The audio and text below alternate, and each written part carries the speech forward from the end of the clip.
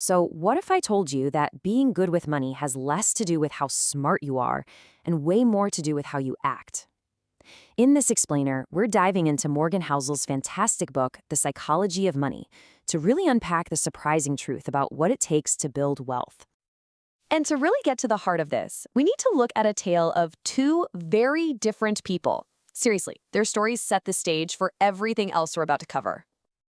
All right, on one side, we've got Ronald Read, a guy who was a janitor and a gas station attendant for his entire working life. And on the other side, Richard Fuscone. We're talking Harvard-educated, a high-flying Merrill Lynch executive. A classic story of a humble worker versus a Wall Street hotshot. Just take a second. Really think about it. With all those differences, education, career, income, who do you think came out on top financially? The answer is, well, it's probably not what you're thinking. That's right, $8 million. And it was Ronald Read, the janitor, who quietly built up that fortune. He didn't hit the lottery. He didn't get some huge inheritance. He just saved what little he could, invested it in solid blue-chip stocks, and then he just waited for decades. And Richard Fuscone, the guy with the Harvard MBA, he went bankrupt. He'd borrowed tons of money to pay for the super extravagant lifestyle, and when the 2008 financial crisis hit, his entire world just fell apart. So a janitor becomes a multi-millionaire philanthropist, while a top finance exec loses everything. I mean, how is that even possible? Well, the answer to that little paradox is the entire point of the book. And honestly, it's a real game changer. Because it turns out that financial success isn't some hard science you learn in a classroom. It's something much, much more human. This right here is the core idea. Success with money isn't like physics, with all these strict laws and formulas. It's a soft skill. Your behavior, things like patience, humility, discipline, that stuff is a way more powerful predictor of your success than your IQ or some fancy degree. And this quote just nails it. A genius like Richard Fuscone can be a total financial disaster if they can't get a grip on their emotions, like greed. But the opposite is also true. An ordinary person like Ronald Read can achieve absolutely extraordinary results with just simple, patient behavior. But hold on, it's not just about behavior. We also have to talk about two massive, invisible forces that shape our lives way more than we like to admit: luck and its identical twin, risk. Just look at Bill Gates. Now, the guy is obviously brilliant and worked incredibly hard. Nobody's denying that. But he also had this amazing stroke of luck.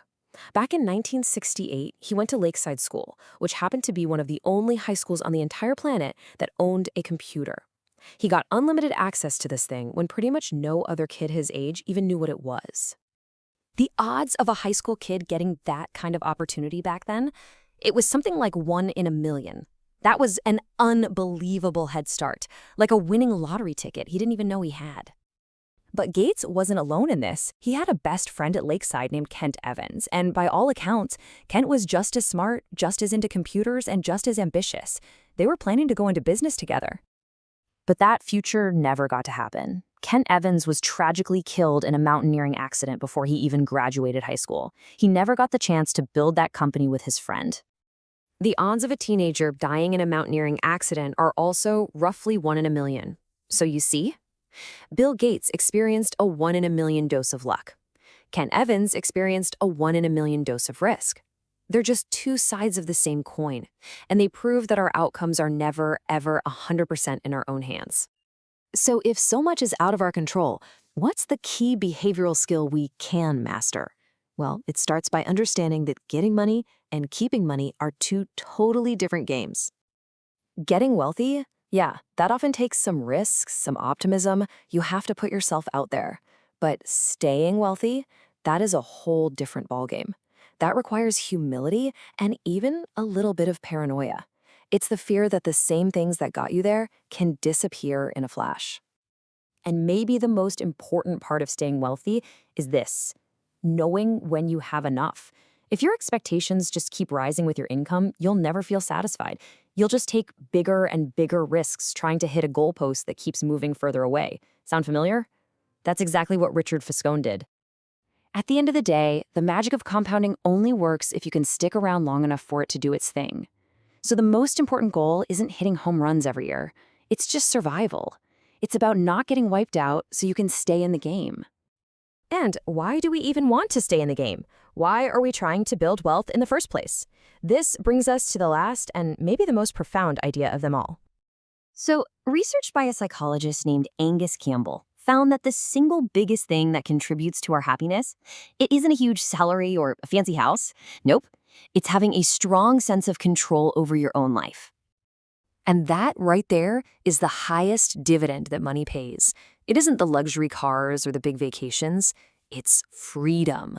It's the ability to wake up one morning and say, you know what? I can do whatever I want today. That feeling of autonomy, that's the real return on your savings. So, I'll just leave you with this question to chew on. Forget the numbers in your bank account for a second. Instead, ask yourself this. What would you actually do if you had total control over your time? Answering that question might just be the most valuable financial plan you ever make.